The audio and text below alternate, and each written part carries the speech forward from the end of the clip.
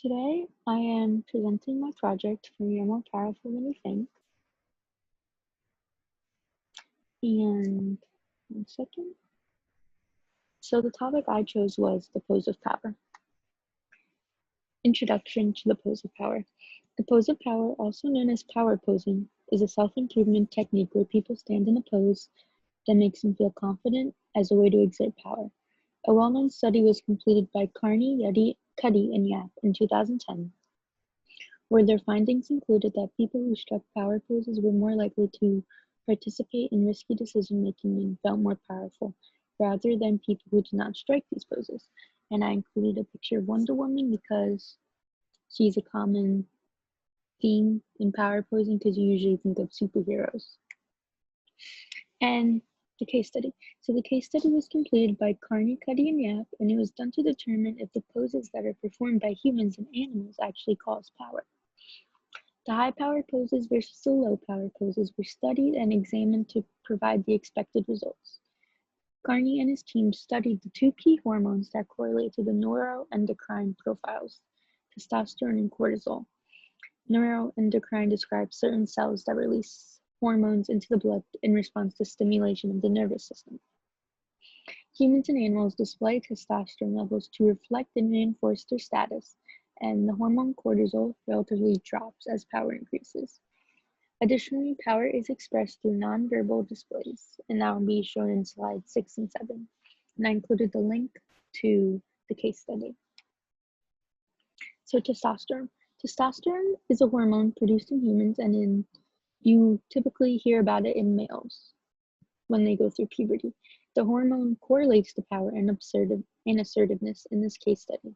As previously stated, testosterone levels reflect and reinforce status and dominance in humans and animals. Another factor that causes testosterone to rise includes internal and external cues, such as the anticipation of a competition and winning that competition. And your testosterone will go down after that competition, say if you lost it. And this is the chemical structure for testosterone and the chemical formula. Cortisol. Cortisol is a stress hormone which relatively drops as power is being achieved. Short-term cortisol elevation can occur, such as when a predator is waking up. Elevated cortisol is more commonly seen in low-power individuals and is also associated with negative health consequences, such as hypertension, memory loss, and stress. However, a power holder typically has high testosterone levels and low cortisol levels, which links to disease resistance because they're experiencing less stress and leadership abilities. And this is the chemical structure for cortisol and its chemical formula. And this photo shows the difference between high power and low power. So you can see someone in high power, they will be taken more seriously in their stance. And someone in low power, they look timid, so people will not trust them because they look like they don't have any confidence with what they are doing. And this is another example, expansive versus contractive, and contractive is when you look shyer and expansive is when you look more confident. Case study method. The first part was power poses. 42 participants were used in this study. In the first part, poses were taken from literature and the participants ranked them from 1 to 7, 1 being low power and 7 being high power. Then participants were asked to strike those poses. With an ECG taped to the back of their calf and left arm, they were given verbal descriptions of the pose and videotaped while holding that pose for a minute.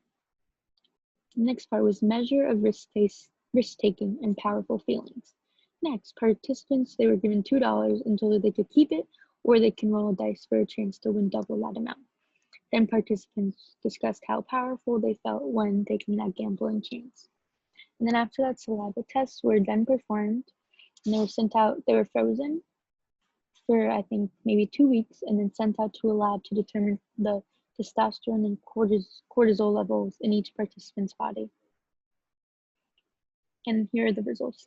High power posers showed an increase in testosterone levels, whereas low power posers showed a decrease in testosterone levels. High power posers showed a decrease in cortisol, whereas low power posers showed an increase in cortisol. High-power posers were more likely to take risks, such as the gambling risk, with 86.3% of them doing it, and only 60% of the low-power posers took the gambling risk. High-power posers reported feeling powerful and in charge rather than low-power posers.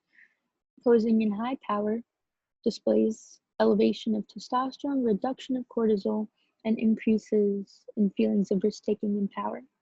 By just changing one's posture, an individual prepares his or her mental and psychological systems to endure different situations and improve confidence and performance in everyday scenarios, such as the job interview. Conclusion. In conclusion, power posing is a technique you see many people do, from popular television shows and movies to everyday life. You may be doing a power pose yourself without even knowing. It is proven to boost confidence levels and influences people to take leadership action. I encourage you to go out today and participate in a power pose, whether it be agreeing with somebody's opinion or presenting an important project in school. The effects of this will shock you and improve your mind and body for the days to come. Thank you.